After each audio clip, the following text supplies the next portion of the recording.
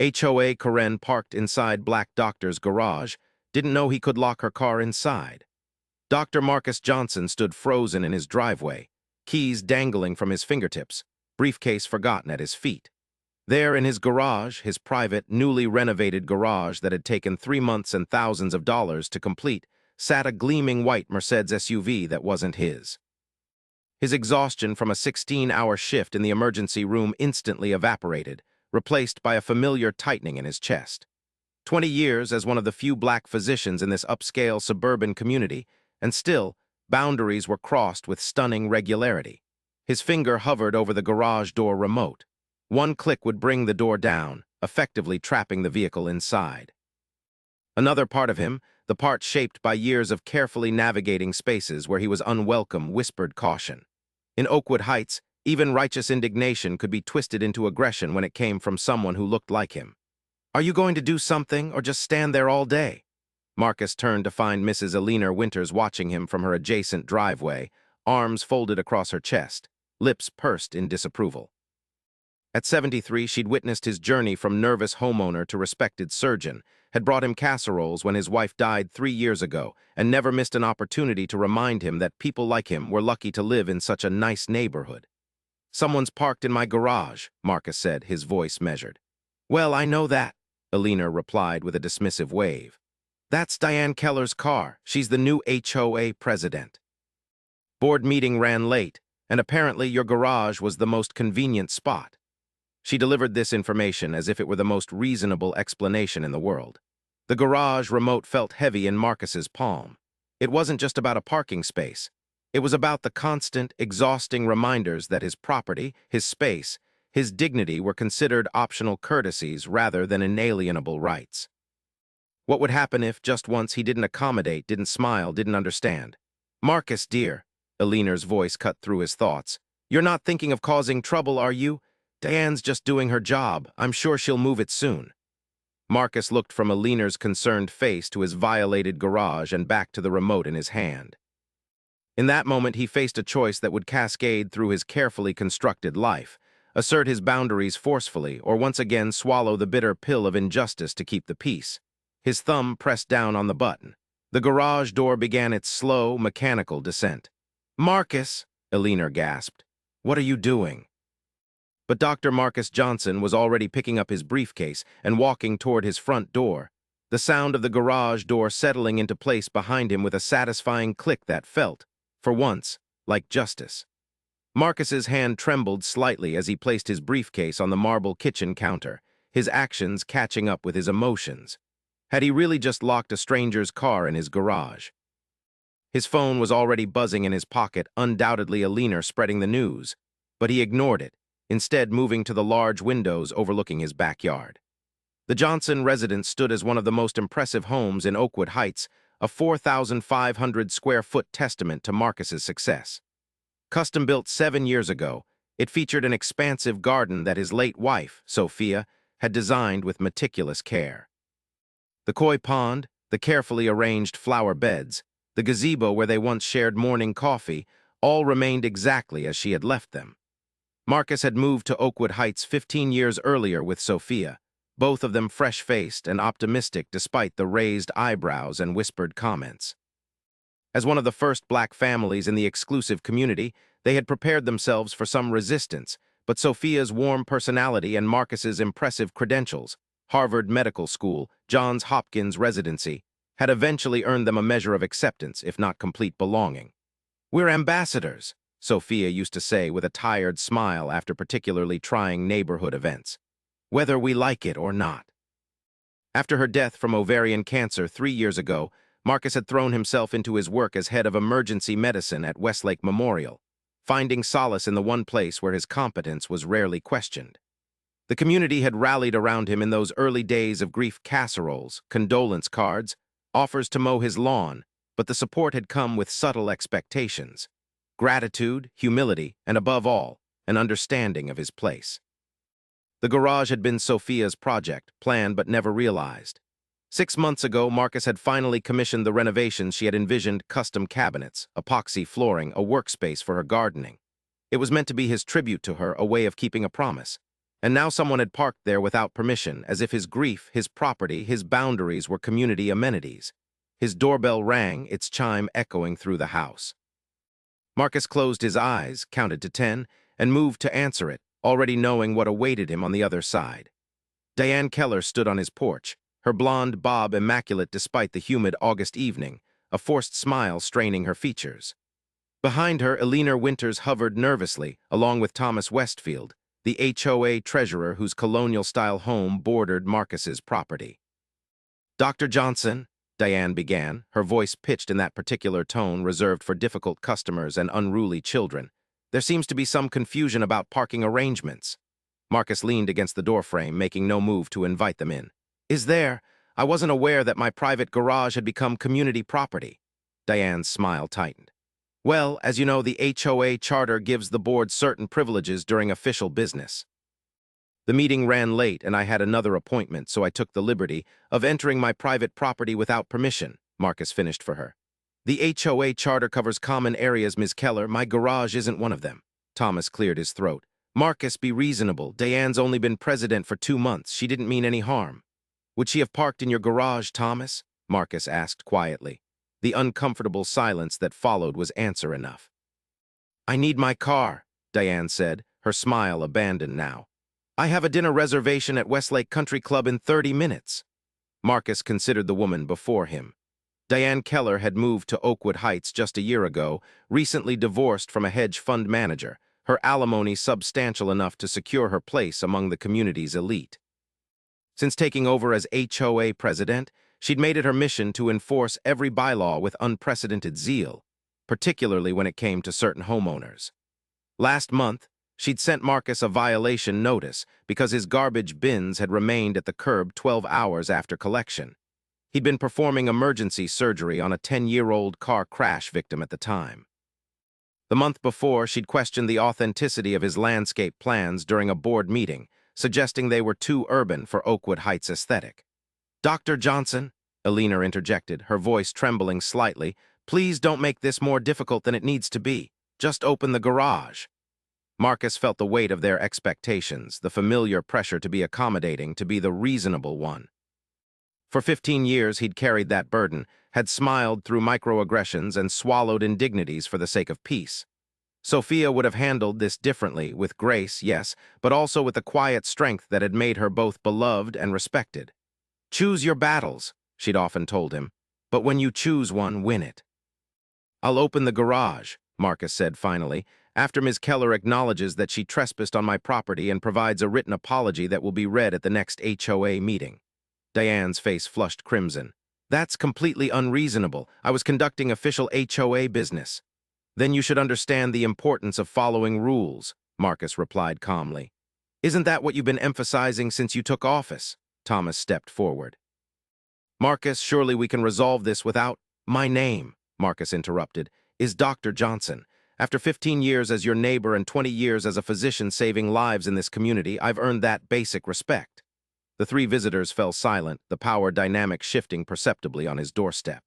"Now," Marcus continued, "I've had a very long day treating patients and I'd like to rest. Ms. Keller, when you're ready to apologize properly, you can call me. Until then, your car will be quite safe in my garage." He closed the door gently but firmly, the soft click somehow more definitive than a slam would have been. Through the frosted glass, he could see their silhouettes standing motionless for several seconds before reluctantly retreating down his walkway. Inside, Marcus leaned against the door, heart pounding. The confrontation had left him drained but also strangely liberated. He moved to the kitchen, poured himself a glass of the Cabernet that Sophia had always preferred, and stepped out onto his back patio. The evening air was thick with the scent of jasmine and the gentle sound of water from the koi pond. Across the fence, he could see lights flicking on in the Westfield home, could imagine the phone calls already bouncing between households. His phone buzzed again. This time he checked it, a text from his daughter, Zoe, a second-year medical student at his alma mater. "Dad, just checking in. How was your day?" Marcus looked out at the garden Sophia had loved, thought of the garage she had planned, and considered the boundaries he had finally defended. "Eventful," he typed back. "I'll tell you all about it this weekend. Love you, Z." As he sat in the gathering dusk, Marcus knew the peace of his carefully constructed life had been disrupted. What he didn't yet know was whether the ripples from this single act of defiance would bring destruction or long-overdue change to Oakwood Heights, and to himself. By 10 p.m., Marcus's phone had accumulated 27 missed calls and 34 text messages. Most were from Oakwood Heights residents expressing varying degrees of concern, disapproval, or surprising support. 3 were from the HOA's lawyer, each message progressively less cordial. One was from Diane Keller herself, containing what could generously be described as a non-apology. "I'm sorry you felt inconvenienced by my use of your garage." Marcus ignored them all, instead focusing on reviewing patient files while ESPN played softly in the background. The regular rhythm of work helped settle his mind, though he couldn't completely silence the whispers of doubt. Had he gone too far? Would the repercussions extend beyond Oakwood Heights to affect his professional standing? The hospital board included several Oakwood residents, after all. Just as he was considering calling it a night, his doorbell rang again. With a sigh, Marcus set aside his laptop and made his way to the front door. He half expected to find a group of HOA board members staging an intervention, but instead, he found a young woman standing on his porch, shoulders hunched against the light drizzle that had begun to fall. "Maya," he said in surprise, recognizing his next-door neighbor's daughter.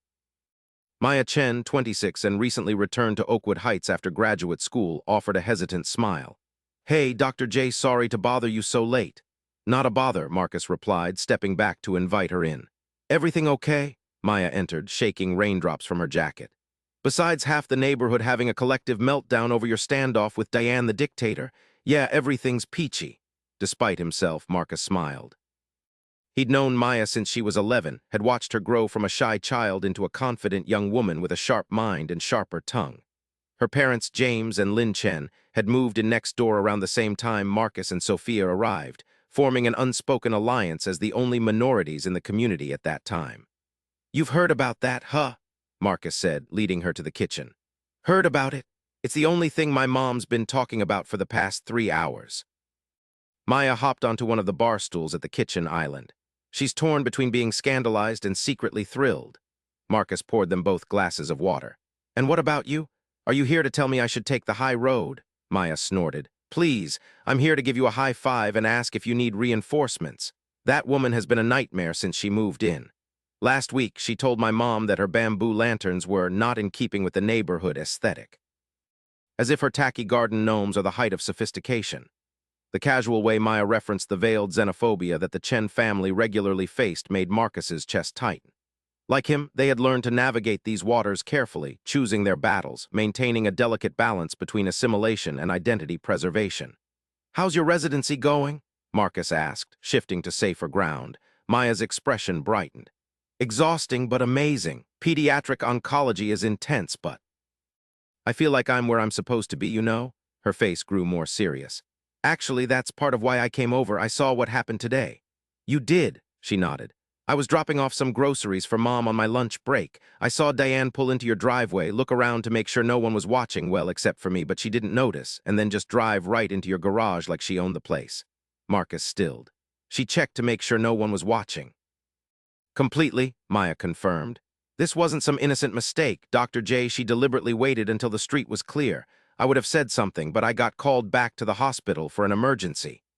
The information settled like a stone in Marcus's stomach. Not a misunderstanding, then, or even entitlement, but a calculated decision to violate his property while believing no one would notice or care. "Have you thought about what you're going to do next?" Maya asked, watching him closely. Marcus leaned against the counter. "Honestly, no, I acted on impulse, which isn't typically my style." "Maybe your style could use an update," Maya suggested gently. "You know, my parents always talk about how you and Mrs. Johnson were the reason they felt brave enough to buy in Oakwood. If the Johnsons can make it work, so can we," my dad used to say. The weight of that revelation wasn't lost on Marcus.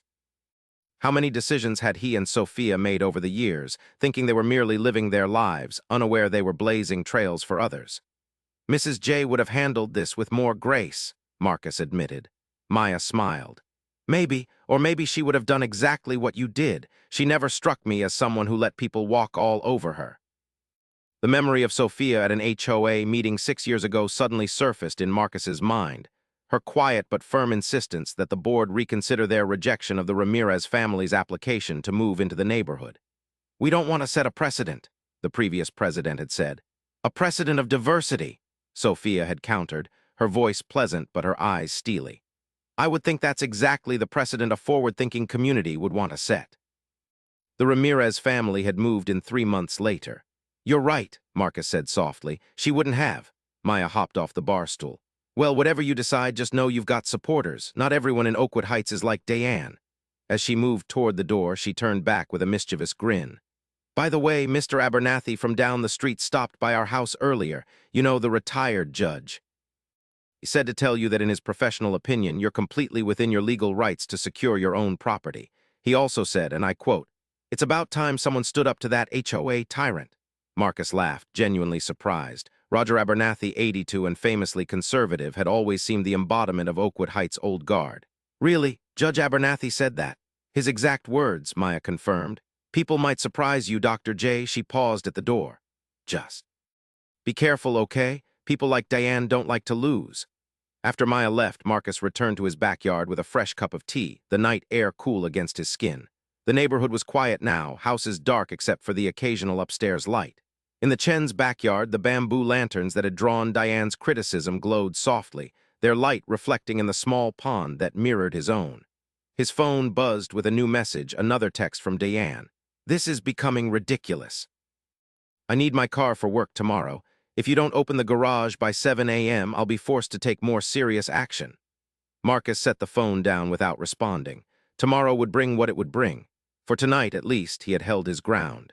As he gazed across the carefully manicured yards of Oakwood Heights, Marcus wondered what Sophia would say if she could see him now. He liked to think she'd be proud, even as she teased him about his dramatic flair. Choose your battles, he whispered to the night, raising his cup in a silent toast to her memory. But when you choose one, win it. The morning brought rain, heavy, insistent drops that drummed against the windows and transformed Marcus's carefully landscaped backyard into a watercolor painting of greens and browns. He'd slept fitfully, waking several times to check his phone, which continued to accumulate messages from concerned neighbors and increasingly irate HOA board members. At 6:45 a.m., 15 minutes before Diane's ultimatum expired, Marcus sat at his kitchen island nursing a cup of strong coffee and contemplating his next move. Part of him, the part shaped by years of diplomacy and careful navigation, urged compromise. Open the garage, accept whatever half-hearted apology Diane offered, and return to the delicate peace that had defined his life in Oakwood Heights. Another part, perhaps the part that carried Sophia's voice, whispered that some boundaries, once drawn, should not be erased so easily. His deliberation was interrupted by a sharp knock at the front door. Steeling himself, Marcus moved to answer it, expecting to find Diane or perhaps Thomas Westfield prepared for another round of negotiations. Instead, he found James Chen on his doorstep, rain dripping from his umbrella, expression grave. "James," Marcus greeted his neighbor with genuine warmth. "Come in, get out of this downpour." James Chen stepped inside, carefully closing his umbrella and setting it in the stand by the door, a housewarming gift he and Lynn had given Marcus and Sophia when they'd first moved in. At 62, James maintained the athletic build of the college tennis player he had once been, though his hair had long since gone silver. As one of the first Asian American executives at Westlake Financial Group, he'd faced his own battles in spaces that hadn't always welcomed his presence. "Marcus," James said, his voice lowered as if they might be overheard, "we need to talk. Diane's called an emergency HOA meeting for this morning at 8 a.m. Marcus checked his watch. "I didn't receive any notification." "Because you weren't invited," James replied grimly. "They're discussing potential legal action against you for, and I'm quoting directly here, unlawful detention of private property and malicious interference with HOA operations." Despite the seriousness of the situation, Marcus couldn't help but let out a short, incredulous laugh. "She parks in my garage without permission, and I'm the one facing legal action."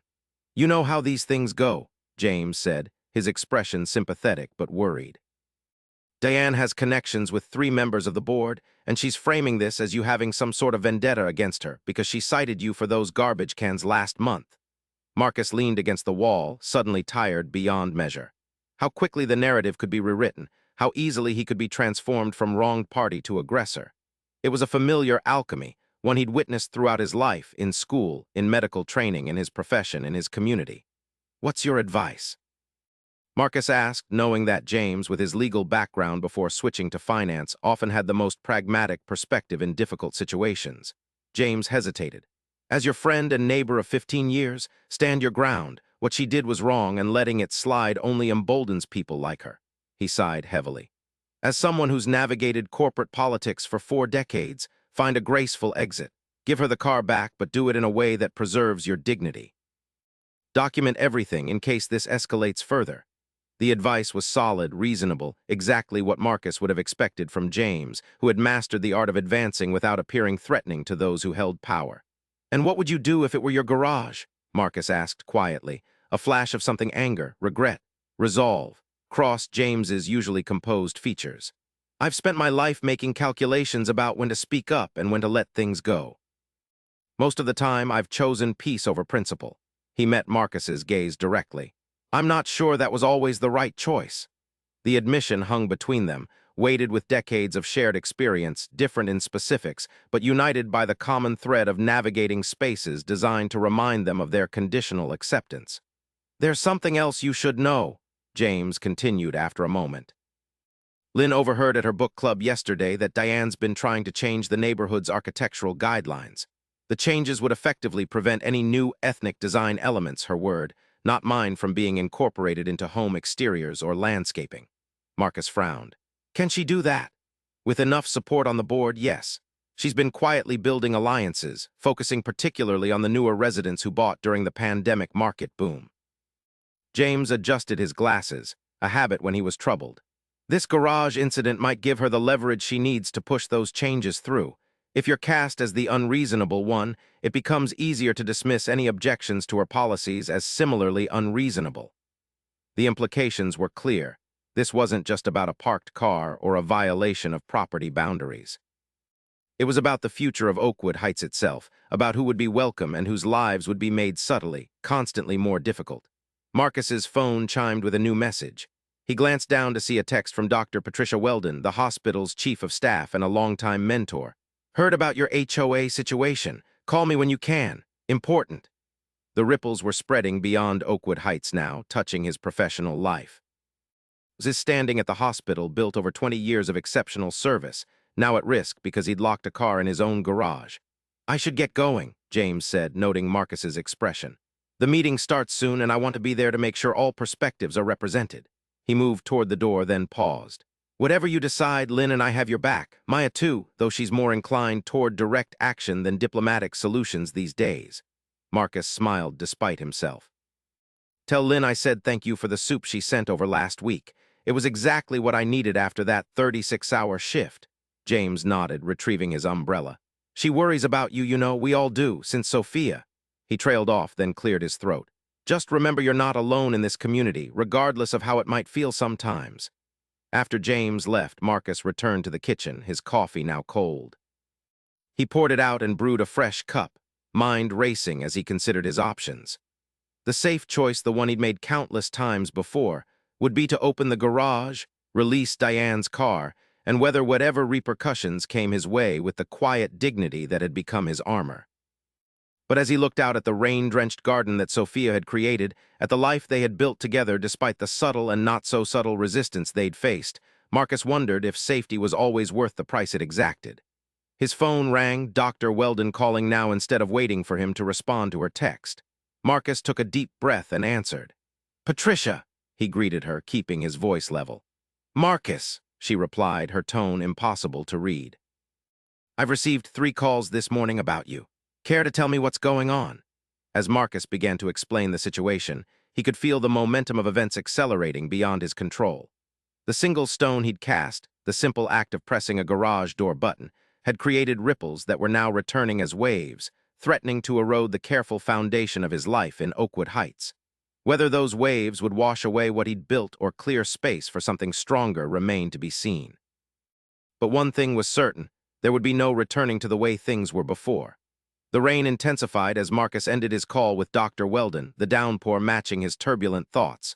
Their conversation had been brief but consequential. Patricia hadn't chastised him as he'd feared. Instead, her response had been measured, even supportive. "Marcus," she had said, her voice carrying the weight of their 20-year professional relationship, I've known you too long to believe you'd act without provocation. But I need to know, is this going to escalate? The hospital can weather some community drama, but we're in the middle of a crucial funding cycle. He had assured her that he intended to resolve the situation promptly, though he remained vague about exactly how. The truth was, he still wasn't certain himself. As he contemplated his next move, Marcus's phone chimed with a new text message. Expecting another neighbor's opinion, he was surprised to see his daughter's name instead. Dad just landed at the airport, taking an Uber to you now. Don't do anything until I get there. Love you. Marcus stared at the message in confusion. Zoe wasn't supposed to visit until the weekend. It was only Wednesday. Before he could respond, a follow-up text arrived. Maya called me, said you might need backup. Be there soon. He shook his head, equal parts touched and exasperated. The Chen and Johnson children had grown up together, forging a bond that often manifested in well-intentioned conspiracies. Apparently, that hadn't changed with adulthood. The HOA emergency meeting would be starting now, with James Chen present to witness whatever version of events Diane chose to present. Marcus should have been anxious, perhaps even fearful about what machinations were unfolding in his absence. Instead, he felt a strange calm settling over him, the same clarity that descended in the emergency room when critical decisions needed to be made without hesitation.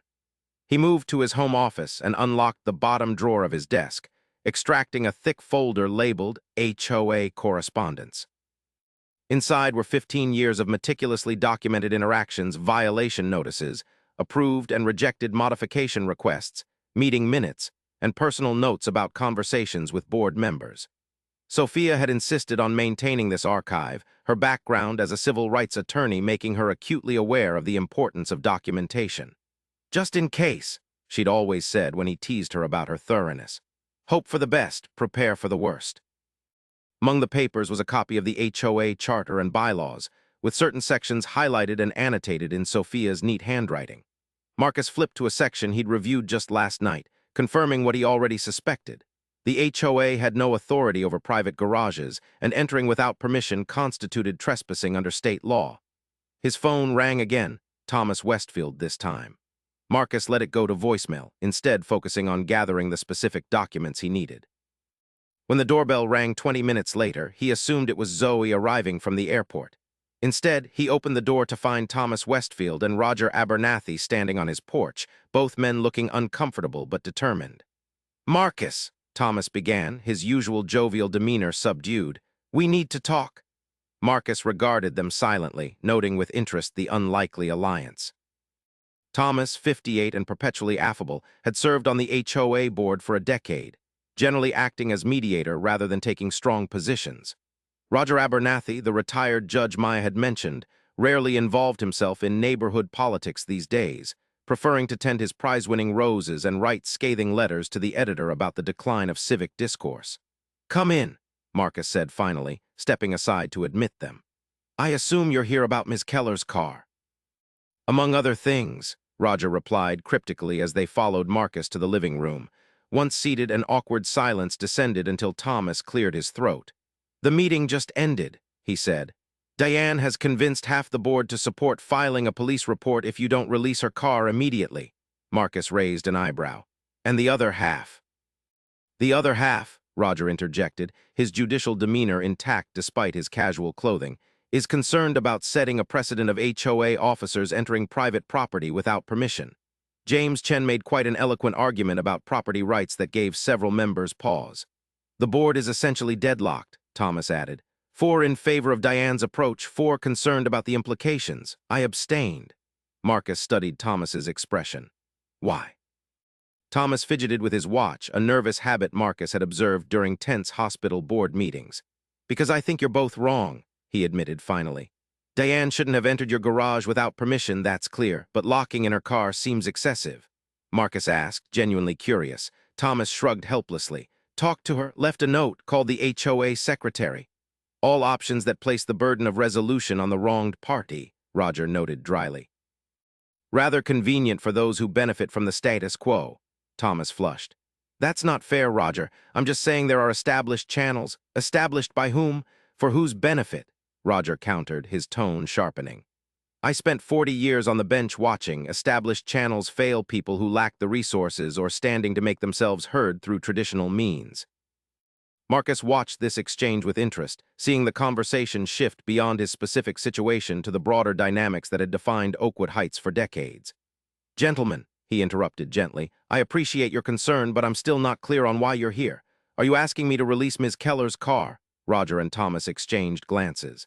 "I'm here," Roger said finally, "because I believe what's happening is unjust, not just this incident, but the pattern it represents. When Maya Chen told me what occurred, I recognized it immediately, the selective enforcement, the different standards applied to different residents." "And you, Thomas?" Marcus prompted when the other man remained silent. Thomas sighed heavily. "I'm here because this neighborhood is tearing itself apart. Half the residents think you've lost your mind, the other half are secretly cheering you on. Either way, Oakwood Heights is on the verge of becoming exactly the kind of toxic, divided community that none of us want to live in." Marcus considered this. "So you believe I should compromise for the sake of community harmony?" "I believe," Thomas said carefully, "that someone needs to be the bigger person. And historically in Oakwood Heights, that burden has fallen disproportionately on residents like you and the Chens." The frank acknowledgement unusual from Thomas, who typically avoided direct confrontation with uncomfortable truths, surprised Marcus. Roger leaned forward, his expression grave. "Before you decide anything, there's something else you should know.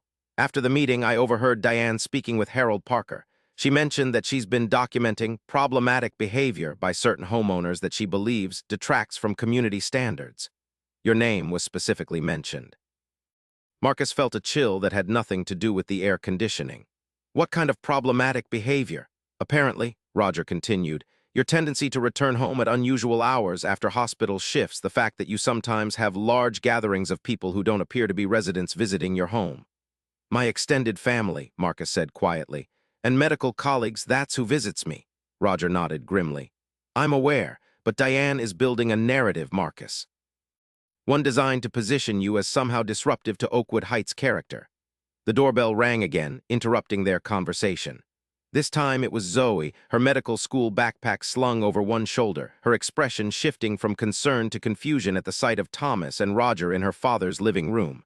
"Dad," she said uncertainly, her eyes darting between the three men. "What's going on?" Marcus moved to embrace his daughter, the familiar scent of her shampoo momentarily grounding him amid the morning's chaos. At 25, Zoe Johnson was the perfect blend of her parents, Marcus's thoughtful intelligence combined with Sophia's fierce determination. Her decision to follow her father into medicine had been made early and with characteristic certainty. "These gentlemen were just updating me on the HOA meeting I wasn't invited to attend," Marcus explained, guiding her into the living room. Recognition dawned on Zoe's face. "Mr. Westfield, Judge Abernathy," she greeted them with the politeness ingrained since childhood, though Marcus noted the coolness in her tone when addressing Thomas. "I didn't realize this had become a neighborhood affair." "Zoe," Thomas acknowledged with a nod. "Home from medical school so soon." "I thought your rotation didn't end until Friday." "I rearranged some things," she replied vaguely, settling beside her father on the sofa. "Maya mentioned there might be some community dynamics requiring attention." Roger's mouth twitched with what might have been amusement. "An accurate if diplomatic assessment." "Ms. Keller parked in your father's garage without permission," Thomas explained, seeming eager to provide context. He responded by closing the garage door, effectively securing her vehicle inside. "Now the HOA is considering filing a police report." Zoe's eyebrows shot up. "For what? Dad securing his own private property? That's absurd." "Nevertheless," Thomas continued, "it's the direction things are heading unless a compromise can be reached." Zoe turned to her father. "And what do you want to do?" The simple question, what did he want, not what should he do or what was expected of him, caught Marcus off guard. How long had it been since he'd allowed himself to consider his own desires rather than the potential consequences of his actions? Before he could respond, his phone chimed with another text message. This one was from Maya Chen. "Meeting ended. Mom and Dad headed your way. Diane storming off to call her lawyer. Judge A and Westfield already there. This is getting interesting." Marcus showed the message to Zoe, who read it with a deepening frown. "Dad," she said quietly, "this isn't just about a car in your garage anymore, is it?" Marcus shook his head. "I don't think it ever was." The doorbell rang a third time. When Marcus answered, he found Lynn and James Chen on his doorstep, their expressions a mixture of concern and determination. "We came as soon as the meeting ended," Lynn explained as she entered, nodding politely to Thomas and Roger. "Things are escalating." At 60, Lin Chen carried herself with the quiet confidence that had served her well as one of the few women partners at her architectural firm. Her friendship with Sophia had been immediate and deep, transcending the superficial neighborly relationships that characterized much of Oakwood Heights' social life. "Diane's calling for an emergency vote of no confidence in my position on the board," James informed Marcus, his voice tight with controlled anger. "Apparently, my defense of your property rights constitutes divisive behavior unbecoming of an HOA representative." Lynn placed a calming hand on her husband's arm. "And I've heard from Esther Williams that Diane's been circulating a petition to amend the architectural guidelines. The changes would effectively prevent any elements she deems ethnically inconsistent with Oakwood Heights' aesthetic vision." "She can't be serious," Zoe protested. "That's blatantly discriminatory." "The language is carefully crafted to avoid explicit discrimination," James explained grimly.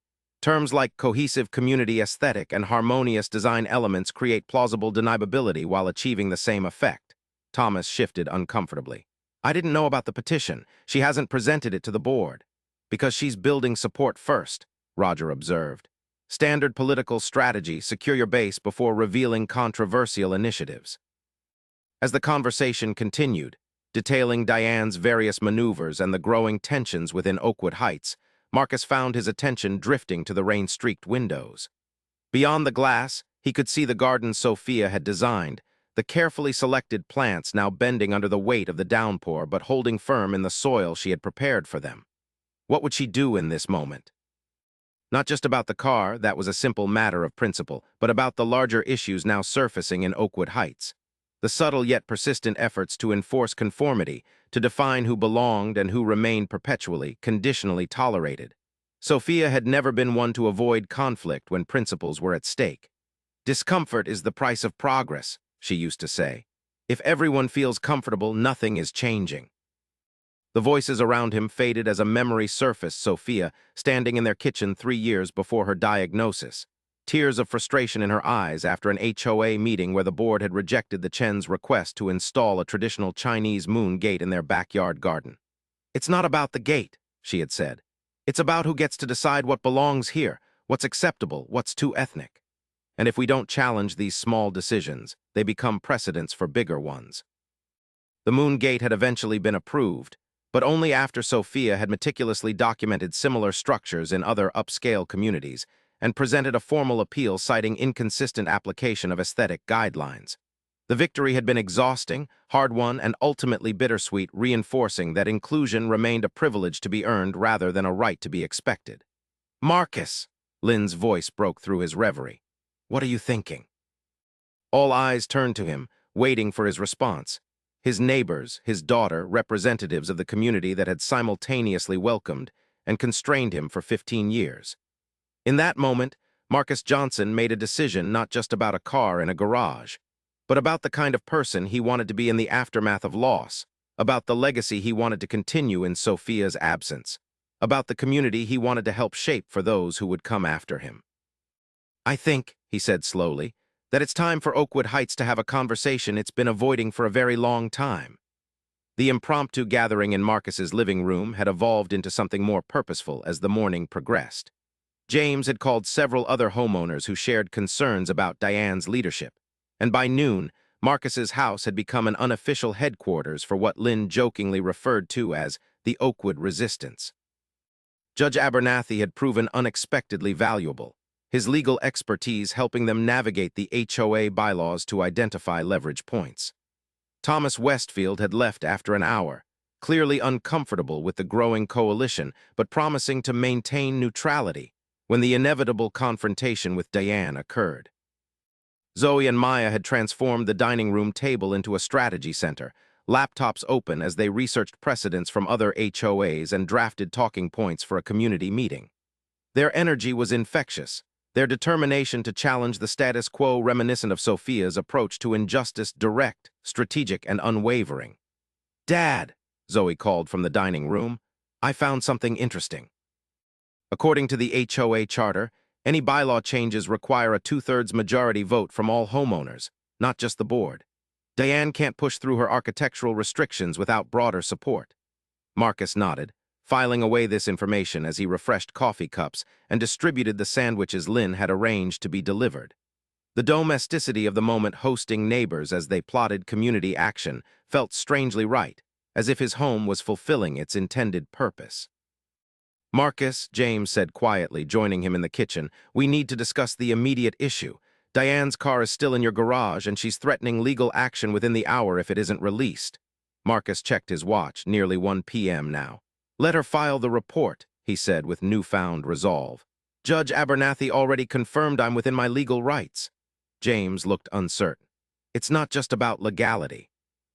About perception, about giving her ammunition to paint you as unreasonable." "I've spent 15 years being reasonable, James," Marcus replied, his voice low but firm. "Where has it gotten us? We're still jumping through hoops to justify elements of our homes and lives that white residents take for granted. Maya still gets followed around stores in town. My surgical abilities are still questioned by patients who request someone else when they see me.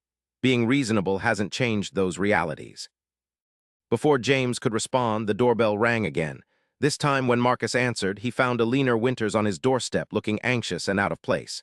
"Eleanor," he greeted her with surprise. "Come in." She hesitated, clearly taken aback by the number of people visible in his living room. Perhaps this isn't a good time." "It's fine," Marcus assured her, guiding her inside with the practiced ease of a host. "We're just having a community discussion. Would you like some coffee or tea?" Eleanor declined with a small shake of her head, her gaze darting nervously around the room before settling back on Marcus. "I came to speak with you privately, but I see you're busy." Marcus led her to a quiet corner of the kitchen, aware of the curious glances from the others. Eleanor Winters had lived in Oakwood Heights for 40 years, had watched it transform from an exclusive enclave of old money to a more diverse, if still wealthy, community. Her relationship with Marcus had always been cordial but distant, marked by occasional gestures of neighborliness and equally occasional remarks that revealed the generational divide in their perspectives. "What can I help you with?" Marcus asked once they were relatively secluded. Eleanor's hands twisted anxiously in her lap.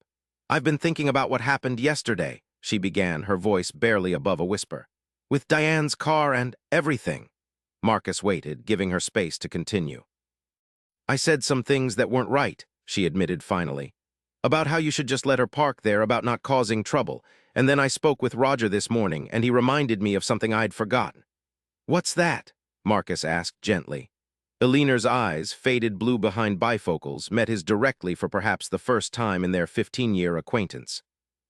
"That when Harold and I first moved here in the 80s, the HOA tried to prevent us from installing a wheelchair ramp after his stroke, said it would devalue the aesthetic appeal of the neighborhood.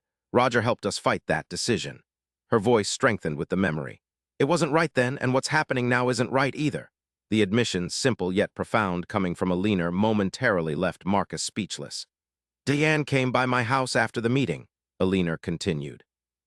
"Asked me to sign a petition about architectural guidelines, something about maintaining the neighborhood's character." She pronounced the word with unexpected disdain. "I may be old, Marcus, but I'm not blind. I know code language when I hear it." Marcus felt a surge of unexpected respect for his elderly neighbor. "Did you sign it?" "I did not," Eleanor replied with a hint of pride. "I told her I'd need to review it carefully first, then I called Roger and here I am." She glanced around at the gathering in the living room. "I see I'm not the only one with concerns." As if on cue, Maya appeared in the kitchen doorway. "Dr. J, we've got a situation. Diane just pulled up outside with 2 police officers." Eleanor's eyes widened. "She actually called the police over parking in a garage." Marcus moved to the front window, where he could indeed see Diane Keller standing on his front lawn beside 2 uniformed officers, her posture radiating righteous indignation even from a distance. "Dad," Zoe appeared at his elbow, her expression concerned but steady. "What do you want to do?" There was that question again. What did he want? Not what should he do to keep the peace or minimize disruption. Marcus turned to face the room full of neighbors who had gathered in his home, some longtime allies like the Chens, some surprising supporters like Roger and Eleanor, all watching him expectantly. He thought of Sophia, of her unwavering commitment to confronting injustice even when it would have been easier to accommodate it. "I want," he said clearly, "to open my garage and release Ms. Keller's car." A ripple of surprise moved through the group. "But," Marcus continued, moving toward the front door, I also want to make it clear that this gesture is not an acceptance of her behavior or the patterns it represents. It's a strategic decision that allows us to focus on the larger issues at hand. Judge Abernathy nodded approvingly. A wise approach. Don't let the immediate conflict distract from the systemic one. As Marcus reached for the door, Zoe placed a hand on his arm. Let me come with you. Me too, Maya added, moving to his other side. Lynn stepped forward. We should all go show unity. Marcus considered this, then shook his head. I appreciate the support, but I think this first conversation should be more contained. Zoe and Maya can join me. The rest of you perhaps observe from here, ready to document anything concerning. With nods of understanding, the group positioned themselves at various windows as Marcus, Zoe, and Maya stepped onto the front porch. The rain had finally stopped, leaving the air heavy with moisture and the scent of wet earth.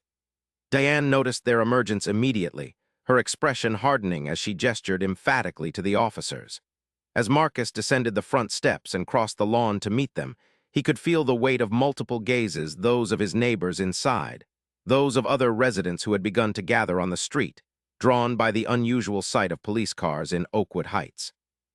Dr. Johnson, one of the officers greeted him professionally. I'm Officer Rivera, this is Officer Chen. We received a report about a vehicle being held on your property against the owner's wishes. That's correct, Marcus confirmed calmly. Ms. Keller parked her car in my private garage yesterday without permission while I was at work. When I returned home, I closed my garage door, as is my right as a property owner. He's holding my car hostage. Diane interjected, her voice pitched to carry to the gathering audience. I was conducting official HOA business, and now he's preventing me from accessing my vehicle out of some personal vendetta. Officer Rivera maintained a neutral expression. Ms. Keller states she had implied permission to use the garage based on her position with the Homeowners Association. Is that accurate? It is not, Marcus replied firmly. The HOA charter, which I have a copy of inside if you'd like to review it, grants no such authority over private garages. Furthermore, Ms. Keller specifically waited until no one was watching before entering my property, suggesting she was aware she lacked permission. Maya stepped forward. I witnessed her checking to make sure the street was clear before pulling in. It was clearly intentional trespassing. Diane's face flushed. That's ridiculous. This is just another example of certain residents trying to undermine proper community standards. Proper community standards, Zoe echoed, her tone deceptively calm. Would those be the same standards you're trying to codify in your new architectural guidelines petition, the one specifically designed to prevent ethnic elements from being incorporated into Oakwood Heights homes? Officer Chen, who had been quietly observing, raised an eyebrow at this. Ma'am, is there a larger community dispute happening here that we should be aware of? This is about my car being wrongfully detained, Diane insisted, though her confidence seemed to waver as she noted the growing audience of neighbors on the street. Marcus held up a hand, silencing further argument. Officers, I have no intention of permanently keeping Ms. Keller's vehicle. In fact, I came out here to inform you that I'm opening my garage now as a gesture of good faith, with the expectation that we can address the broader issues of property rights and community governance through appropriate channels. He removed the garage remote from his pocket and pressed the button. In the distance, they could hear the mechanical whir as the door lifted, revealing the white Mercedes still parked exactly where Diane had left it. Officer Rivera nodded. That resolves the immediate complaint. As for the larger community issues, those would be civil matters best addressed through your HOA processes or, if necessary, civil court. This isn't over, Diane hissed as she brushed past Marcus toward her newly liberated vehicle. The board will hear about how you've stirred up division and created a hostile environment in Oakwood Heights. Yes, Marcus agreed mildly. I imagine they will. Just as they'll hear about your unauthorized use of private property, your efforts to change architectural guidelines to discriminate against cultural expression, and your attempt to leverage police resources for a personal dispute. The exchange, quiet enough not to be overheard by the officers, but clear enough to be understood by those nearby, left Diane momentarily speechless. She stalked toward her garage, her normally perfect posture rigid with barely contained fury. As the officers thanked Marcus for his cooperation and prepared to leave, Judge Abernathy emerged from the house and approached Officer Rivera. Their conversation was brief but appeared cordial, with the judge's judicial authority clearly carrying weight even in retirement. What did you say to him? Marcus asked when Roger rejoined them on the lawn. The judge's expression was mild but satisfied. I simply made sure they understood the full context of the situation and suggested that any future calls regarding property disputes in Oakwood Heights be carefully evaluated before resources are deployed. Zoe grinned. Basically, you told them not to let Diane weaponize the police against residents she doesn't like. In more judicial language, yes, Roger confirmed with a small smile. As the police cars departed and Diane's Mercedes followed shortly after, the impromptu audience of neighbors began to disperse, though many lingered, clearly curious about what had transpired. Marcus could see conversations forming on sidewalks and driveways, could almost feel the ripple of information spreading through the community. "Dad," Zoe said quietly as they watched Diane's car disappear around the corner, "I'm proud of you." "For opening the garage?" Marcus asked, surprised. Zoe shook her head. "For making it clear this isn't the end of the conversation. For standing up not just for yourself, but for everyone who's had to navigate Oakwood Heights on conditional terms." Maya nodded in agreement. "My parents have lived here for 15 years, and this is the first time they've felt like they could openly challenge the power structure without risking their place in the community." "That's because of you, Dr. J." As they turned to walk back toward the house, where their allies waited for an update, Marcus felt something he hadn't experienced in a long time, a sense of purpose beyond his work, beyond the daily routine that had sustained him since Sophia's death. The garage door was open, the immediate conflict resolved. But the conversation about what kind of community Oakwood Heights would become, what kind of legacy he would help create in Sophia's memory, was just beginning. And for the first time in 3 years, Dr. Marcus Johnson felt fully awake to the possibilities of that future. The days following what local residents had begun calling the garage incident brought a flurry of activity to Oakwood Heights. News traveled quickly through the community, with various versions of events circulating depending on the storyteller's perspective. Some portrayed Marcus as a hero standing against injustice. Others cast him as a troublemaker disrupting neighborhood harmony. Marcus himself had returned to his regular shifts at the hospital, treating patients with the same careful precision that had earned him respect in the medical community. If he noticed the occasional whisper as he passed the nurse's station or the curious glances from colleagues who had heard about his confrontation with the HOA, he gave no indication. At home, however, transformation was underway. Zoe had extended her stay, converting the guest room into a temporary command center for what she called Operation Community Accountability. Under her organizational guidance, the loose coalition that had formed in Marcus's living room had developed into something more structured. Lin Chen had reached out to other residents who had faced challenges with the HOA over the years. The Ramirez family, whose application to move into Oakwood Heights had initially been rejected until Sophia's intervention. The Patels, whose request to install a small prayer room had been subjected to unusually intense scrutiny. The Goldsteins, whose application for solar panels had been denied while 3 white families' identical requests were approved. The stories formed a pattern that, when documented and presented together, painted a troubling picture of Oakwood Heights governance. Judge Abernathy had reviewed the evidence, providing legal context and advising on how best to frame their concerns within the HOA's own bylaws and procedures. 5 days after the initial confrontation, Marcus arrived home from a particularly challenging shift to find Zoe in the kitchen, preparing dinner with Maya while James Chen and Roger Abernathy reviewed documents at the dining room table. "How was work?" Zoe asked, looking up from the vegetable stir-fry she was assembling, her mother's recipe, Marcus noted with a bittersweet pang. "Complex," Marcus replied, setting down his briefcase and washing his hands at the kitchen sink. "Multi-vehicle accident on the highway. Everyone survived, but it was touch and go for a while." Maya handed him a glass of water. "My attending mentioned you consulted on a difficult case yesterday, said your diagnosis saved the patient's life when everyone else had missed the signs." Marcus accepted the compliment with a nod, still uncomfortable with direct praise despite decades of exceptional work. "How are things progressing here?" he asked, nodding toward the dining room. "We've compiled documented evidence of 15 cases of selective enforcement or discriminatory application of HOA rules over the past 5 years, James reported, looking up from his laptop. "The pattern is undeniable when viewed comprehensively. And legally actionable," Roger added, his judicial demeanor firmly in place. "If the board refuses to address these systemic issues, we have grounds for a formal discrimination complaint." "That's our leverage," Zoe explained, stirring the sizzling vegetables. But ideally, we want reform, not litigation. The emergency HOA meeting is scheduled for tomorrow evening. We'll present our findings and propose changes then. Marcus moved to the dining room table, scanning the neatly organized documents. Have you heard anything from Diane since Monday? A look passed between James and Roger.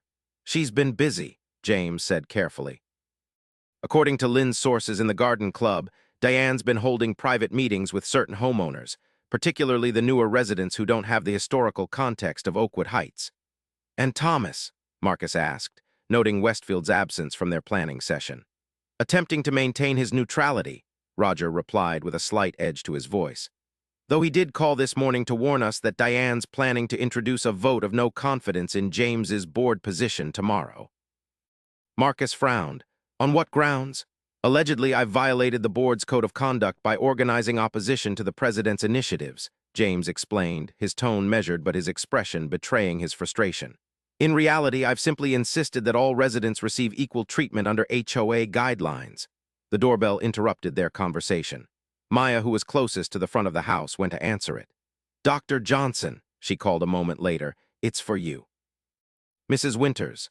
Marcus moved to the door, surprised to find Alina on his doorstep for the second time that week, looking considerably more agitated than during her previous visit. Alina, please come in, he invited. She shook her head. No time for that. I've just come from Esther Williams's house. Diane was there asking people to sign something, not just the architectural guidelines petition, something new. Marcus stepped onto the porch, closing the door partially behind him to give Alina some privacy from the curious eyes inside. What kind of document? Alina's hands twisted anxiously around the strap of her purse.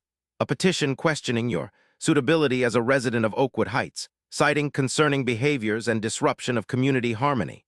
Esther signed it. She's always been easily influenced, but she showed it to me afterward. Marcus, there are already 12 signatures.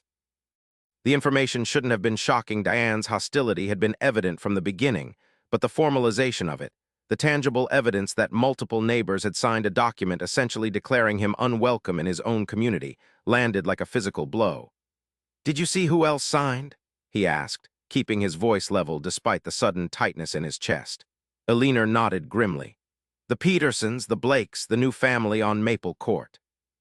Mostly newer residents who don't know you well, or people who have had minimal interaction with the community over the years.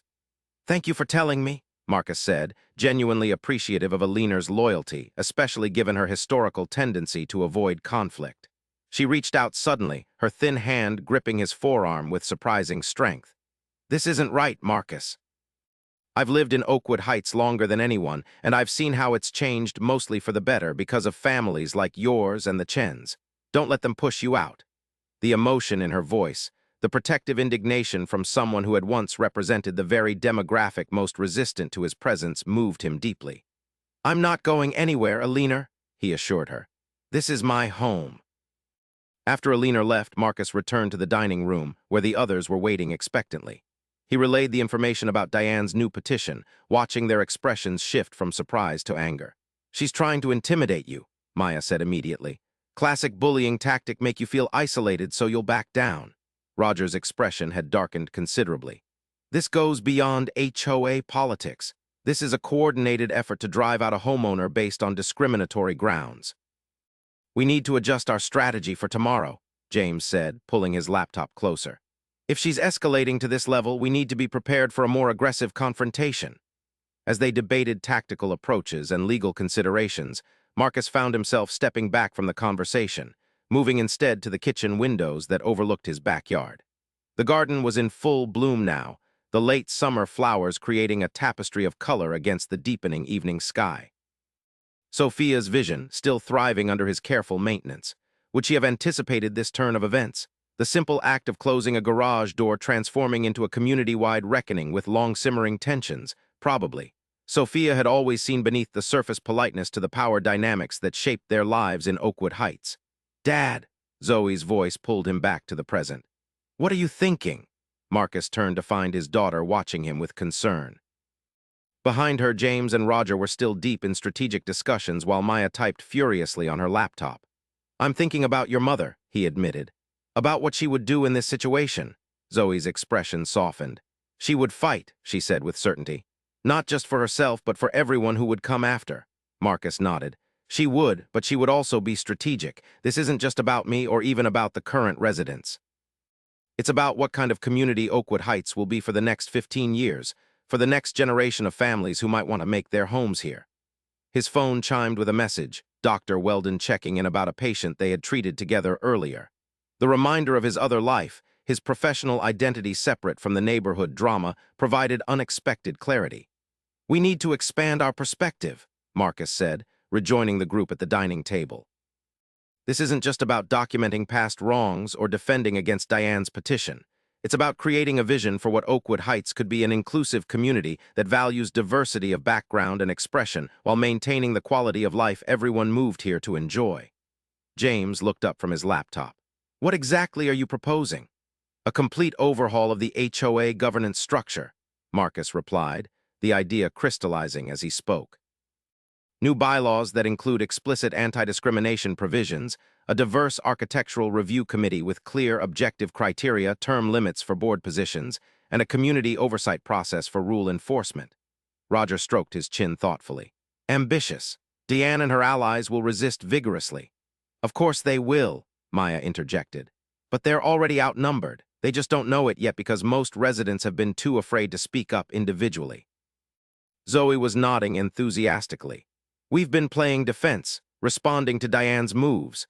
But if we present a comprehensive alternative tomorrow, a positive vision rather than just opposition, we change the entire dynamic of the conversation."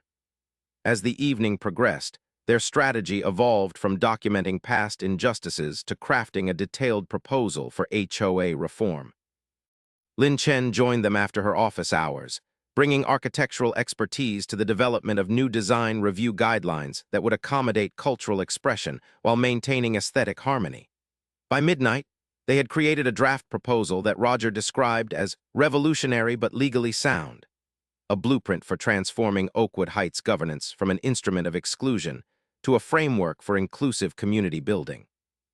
As their allies departed with assignments for the following day, Marcus found himself alone with Zoe in the kitchen, washing dishes side by side in comfortable silence.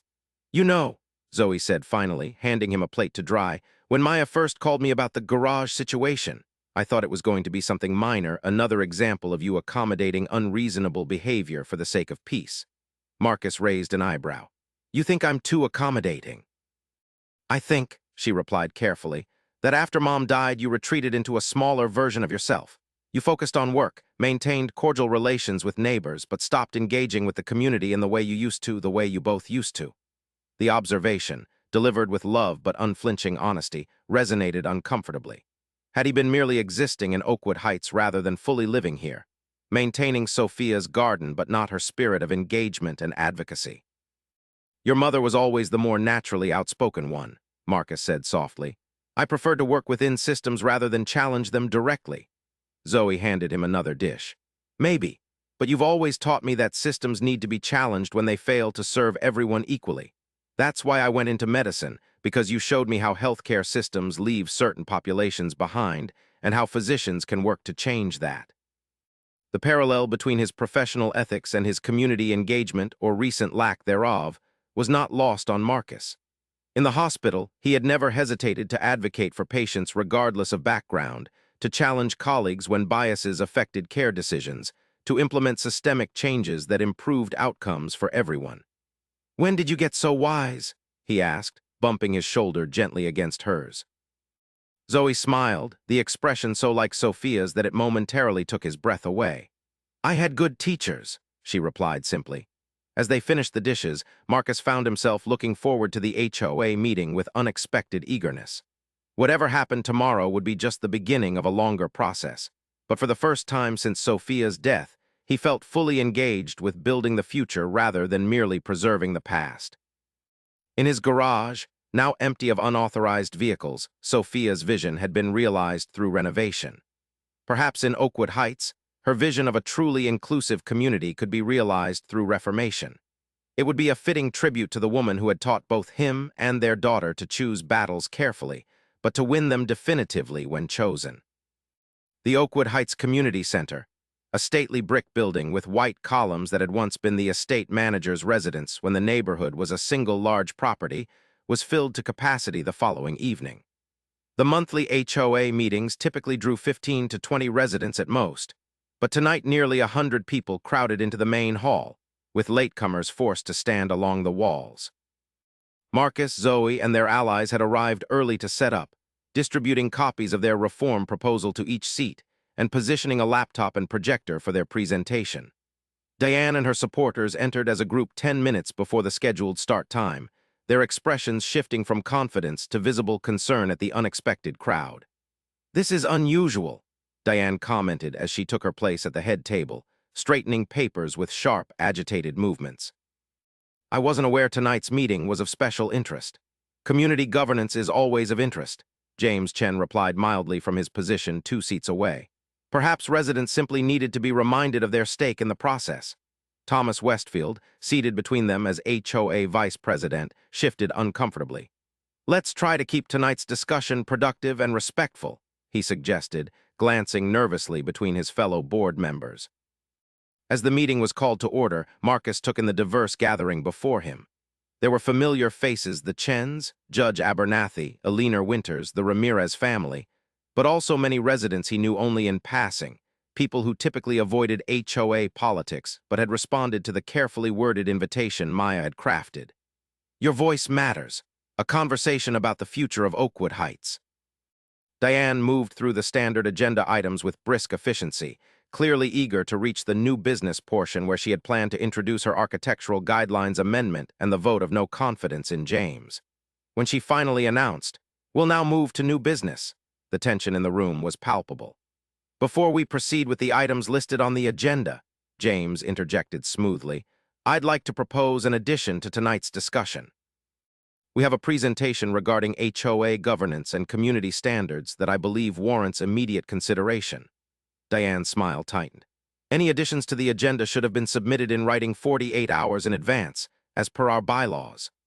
"Actually," Roger Abernathy spoke up from his seat in the front row, "Section 5, Paragraph 3 of the bylaws states that urgent community matters may be added to the agenda with the approval of any 2 board members. As a point of order, I'd like to ask if any other board members support hearing this presentation." Thomas Westfield, visibly uncomfortable but seemingly resigned to his role in the unfolding drama, raised his hand. "In the interest of fair process, I think we should hear what Dr. Johnson and his supporters have to say before proceeding with other business." A murmur of approval rippled through the audience as Diane reluctantly yielded the floor. Marcus stood, moving to the podium with the steady calm that had served him well through countless medical emergencies. "Thank you for coming tonight," he began, his voice carrying clearly through the packed room. "Many of you know me as Dr. Johnson from Westlake Memorial, or as Sophia Johnson's husband, or simply as your neighbor on Oak Ridge Drive for the past 15 years. He paused, making eye contact with various residents, noting the encouraging nods from allies and the wary but attentive expressions from those he knew less well.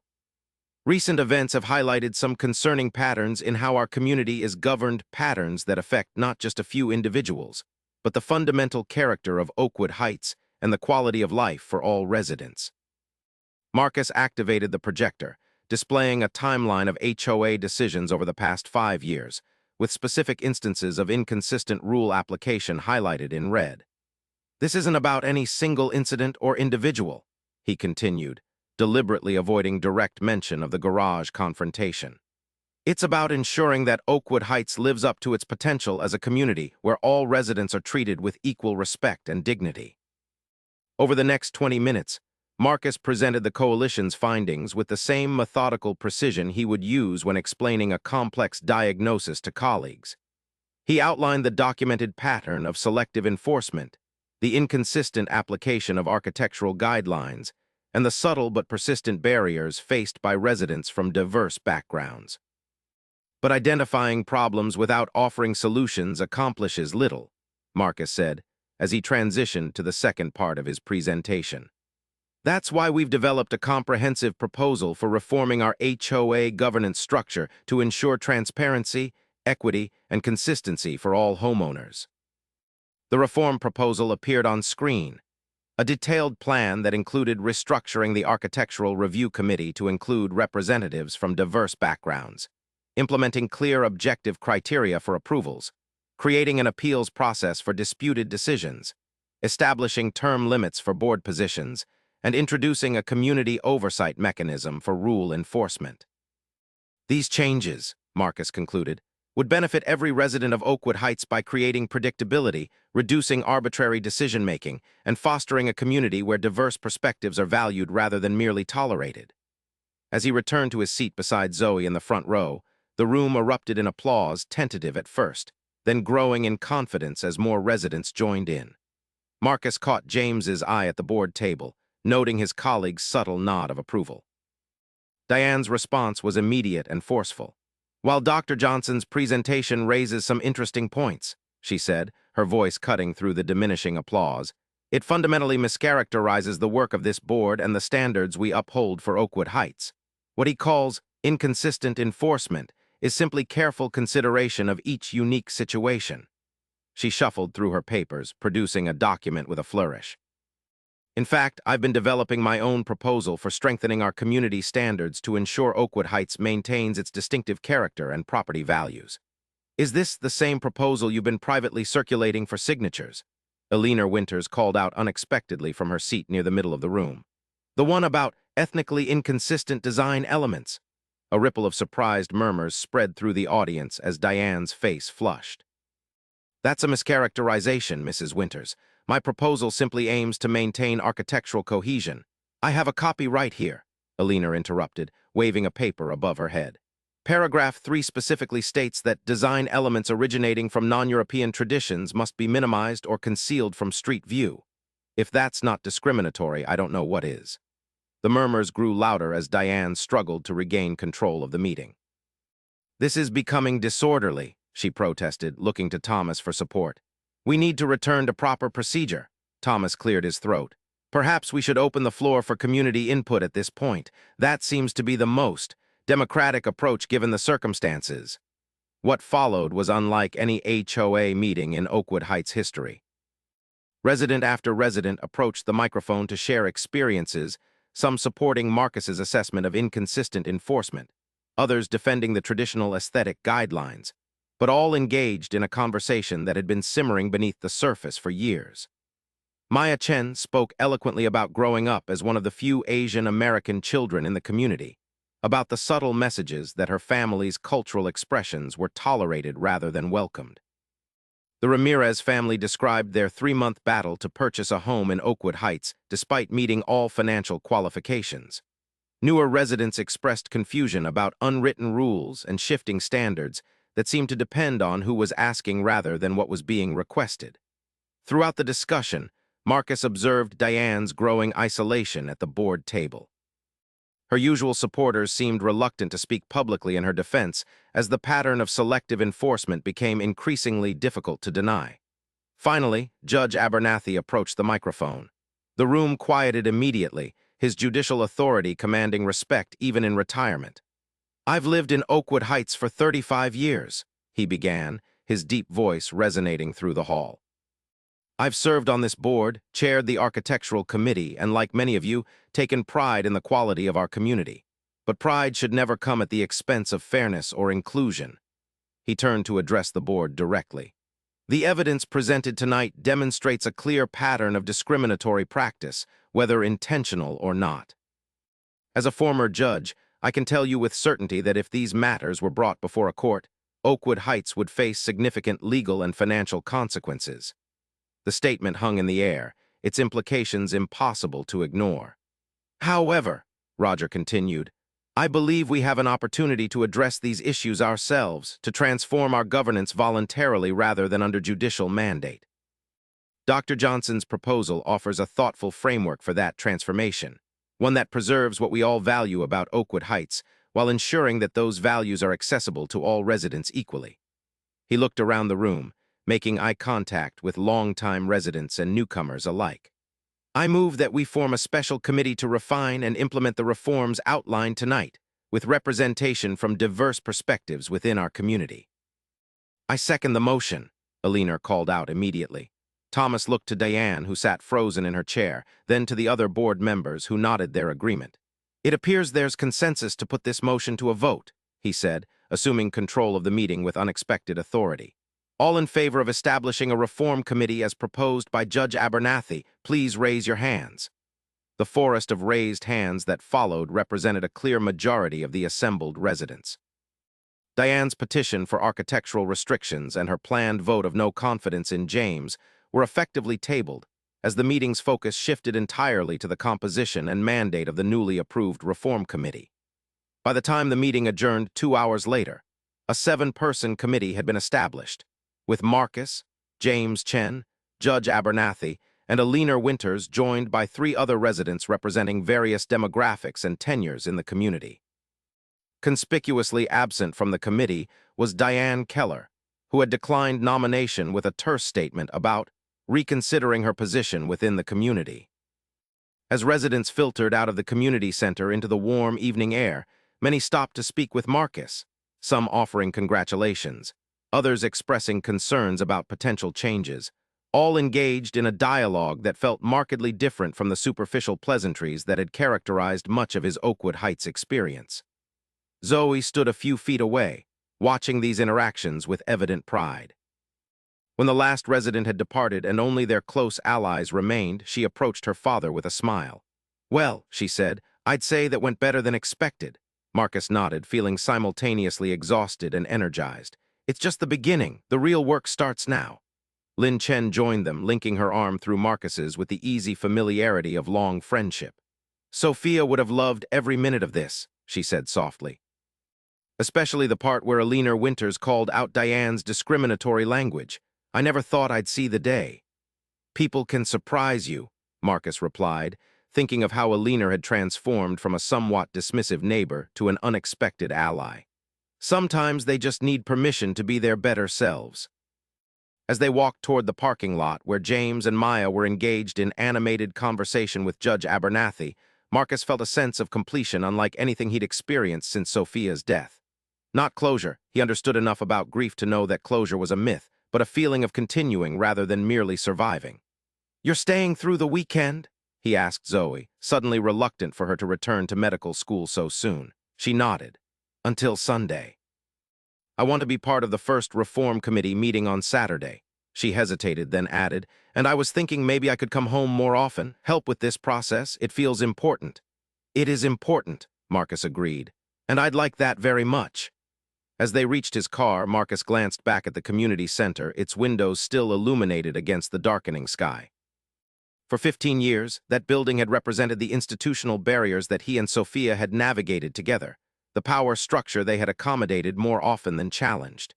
Now it represented something different, the possibility of transformation, of building a community that more closely aligned with their values and vision. A garage door had closed, but a much more significant door had opened. "Let's go home," Marcus said to Zoe, the words carrying a newfound weight and promise. Home, not just a house where he lived, but a community he was helping to shape, a legacy he was continuing in Sophia's memory, a future he was building not just for himself, but for all those who would follow. The drive back to Oak Ridge Drive took only minutes, but as they turned onto their street, Marcus felt as if they had traveled a much greater distance. From isolation to connection, from accommodation to advocacy, from merely residing to truly belonging. In his rearview mirror, he could see the headlights of James and Lynn's car following behind them, allies in the journey ahead. And somewhere he liked to think, Sophia was watching too, pleased that the battle she'd helped him choose had finally been won. 6 months later, Dr. Marcus Johnson stood in his driveway on a crisp spring morning, coffee mug in hand, observing the changes that had transformed Oakwood Heights in ways both subtle and profound. Across the street, the Patels had installed the small Hindu shrine that had once been rejected by the architectural committee, its intricate carvings adding unexpected beauty to their front garden. 2 doors down, the newest residents, a young black couple with twin toddlers, had painted their front door a vibrant blue, inspired by homes in the husband's native Senegal. The Reform Committee, as it had come to be known, had worked diligently through the fall and winter months, restructuring the HOA governance to ensure transparency, consistency, and inclusivity. Diane Keller had resigned from the board shortly after the pivotal community meeting, selling her home and moving to another exclusive neighborhood across town. Thomas Westfield had surprised everyone by stepping fully into the role of mediator, helping bridge perspectives between longtime residents and newer, more diverse homeowners. "Morning, Dr. J," Maya Chen called, jogging past in hospital scrubs. She had recently accepted a permanent position at Westlake Memorial, specializing in pediatric oncology, fulfilling a dream she'd held since childhood. "Early shift?" Marcus asked, raising his mug in greeting. "Just finished a night rotation," she replied with a tired smile. "But it's worth it. We're making progress on that treatment protocol you helped design." "Excellent. Get some rest," Marcus said, watching as she continued toward her parents' home, her energy seemingly undiminished despite the long hours. His phone chimed with a message, Zoe sending her weekly update from medical school, where she was now in her final year and considering specialty options. Since the community transformation had begun, she had visited more frequently, sometimes bringing classmates to experience what she proudly called the new Oakwood Heights model. The garage that had been the catalyst for change stood open now, its interior transformed into a combination workshop and community library, a place where Marcus repaired bicycles for neighborhood children and hosted a small medical reference collection that local students could access for research projects. What had once been a private space, violated and then defended, had become something more valuable, a resource freely offered to the community that had, in turn, embraced a more inclusive vision of itself. "Beautiful morning, isn't it?" Eleanor Winters called from her adjacent driveway, where she was collecting her newspaper. At 74, she had undergone her own transformation, becoming one of the most vocal advocates for inclusivity in Oakwood Heights. The unexpected alliance with Marcus had blossomed into a genuine friendship, bridging generational and cultural divides that had once seemed insurmountable. "Perfect for the festival," Marcus agreed, referring to the inaugural Oakwood Heights cultural celebration scheduled for that afternoon, an event featuring food, music, and artistic traditions representing the diverse backgrounds of community residents. Eleanor nodded, a hint of mischief in her faded blue eyes. "I've been practicing making those dumplings Lynn showed me. Not sure they look right, but they taste wonderful." "I'm sure they'll be appreciated," Marcus assured her, touched by the effort this represented. Eleanor Winters, once the embodiment of Oakwood Heights' resistance to change, now enthusiastically learning to make Chinese dumplings for a community cultural festival. As Eleanor returned to her home to continue preparations, Marcus found himself reflecting on the journey of the past 6 months. The transformation hadn't been without challenges. Some residents had resisted the changes. A few had even moved away rather than adapt to the new community ethos. But the overall trajectory had been remarkably positive. Property values, contrary to the dire predictions of those who had opposed the reforms, had actually increased as Oakwood Heights gained recognition for its innovative approach to community governance. Young professional families from diverse backgrounds, drawn by the neighborhood's reputation for inclusivity, combined with its excellent schools and amenities, had eagerly purchased homes when they became available. The HOA board, now structured to ensure representation from various demographics and perspectives, functioned with unprecedented transparency. The architectural review process, guided by clear objective criteria rather than subjective judgments about community character, had become predictable and fair while still maintaining high standards for quality and design. Marcus finished his coffee and turned back toward his house, pausing to appreciate the garden that bloomed with early spring flowers, Sophia's vision still thriving, still evolving as he integrated new elements each year. On the corner of the property stood the most recent addition, a small bench surrounded by memorial plants, created in partnership with the Chens and dedicated to Sophia's memory during a community ceremony 3 months earlier. Inside, Marcus placed his empty mug in the sink and moved through the house, gathering materials for the festival. The spacious home that had once felt hollow in Sophia's absence now resonated with new purpose. The dining room where the Reform Committee had developed their proposals still hosted regular gatherings, now focused on community initiatives ranging from scholarship programs to sustainable landscaping projects. His phone rang, Dr. Weldon from the hospital, likely calling about the community health screening they had planned for the festival. The professional and community aspects of Marcus's life had become increasingly integrated, with Westlake Memorial partnering on initiatives that addressed healthcare disparities in the broader region. "Patricia," Marcus greeted her warmly. "Everything set for today?" "All ready," she confirmed. "The screening stations will be set up by noon, but that's not why I'm calling." Her voice took on a more formal tone. The board met this morning to discuss the chief of medicine position. With Dr. Reynolds retiring next month, we needed to make a decision. Marcus had been aware of the upcoming vacancy, but had not considered himself a candidate, assuming his recent community activism might be viewed as too controversial for such a visible leadership role. "We'd like to offer you the position," Patricia continued. "Your clinical excellence has always been clear, but your work in Oakwood Heights demonstrated exactly the kind of leadership and systemic thinking we need as healthcare continues to evolve." The offer, unexpected but deeply affirming, left Marcus momentarily speechless. "I'm honored," he said finally, "and surprised." "Don't be," Patricia replied, a smile evident in her voice. "The best medical care has always been about more than treating symptoms. It's about addressing root causes and creating environments where healing can occur. What you've done in your community mirrors what we need in our hospital system." After discussing the details and arranging a formal meeting the following week, Marcus ended the call and sat quietly at his kitchen counter, absorbing the implications of this new opportunity. The parallels between his community advocacy and his medical practice, once separate spheres in his mind, had become increasingly clear to others even before he fully recognized them himself. The doorbell rang, interrupting his reflections. Marcus opened the door to find James and Lin Chen, along with Judge Abernathy and several other neighbors, arms full of supplies for the festival. "We thought we'd carpool to save parking space," Lin explained as they entered. "Aya's meeting us there after she gets some sleep." "Good news," Marcus told them, helping unload containers of food and decorations onto his kitchen counter. "The hospital's health screening is all set up, and," he hesitated, still processing the morning's unexpected development, "I've been offered the chief of medicine position at Westlake." Congratulations erupted, with James clapping him firmly on the shoulder while Lin embraced him warmly. "Well deserved," Roger declared with judicial certainty. "Though I hope this doesn't mean you'll be stepping back from community involvement." "Quite the opposite," Marcus assured them. "Patricia specifically mentioned my work here as a factor in their decision. Apparently, community health and hospital systems have more in common than I realized."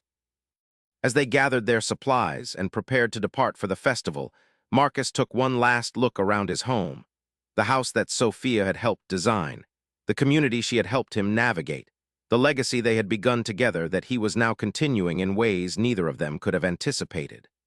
On the wall near the door hung a framed quotation that Zoe had given him for his birthday 3 months earlier. Sophia's words, captured from a community meeting years ago: "The measure of a community is not how it treats its most powerful members, but how it embraces its most vulnerable. True belonging isn't granted by permission, it's created through participation." Marcus touched the frame lightly as he followed his neighbors outside, locking the door behind him. The garage stood open, ready to welcome visitors to the small library within. The garden bloomed with possibilities. And Oakwood Heights, the community that had once merely tolerated his presence, now celebrated his contribution to its ongoing transformation. As they walked together toward the park where festival preparations were underway, Marcus thought about the simple act that had initiated this journey: the press of a button, the closure of a garage door, the decision to draw a boundary that could no longer be crossed without acknowledgement. "Everything okay?" Lin asked, noticing his thoughtful expression. Marcus smiled, genuinely and without reservation. "Better than okay," he assured her, as they continued toward the celebration that awaited them, a doctor and his neighbors, creating together the community they all deserve to call home.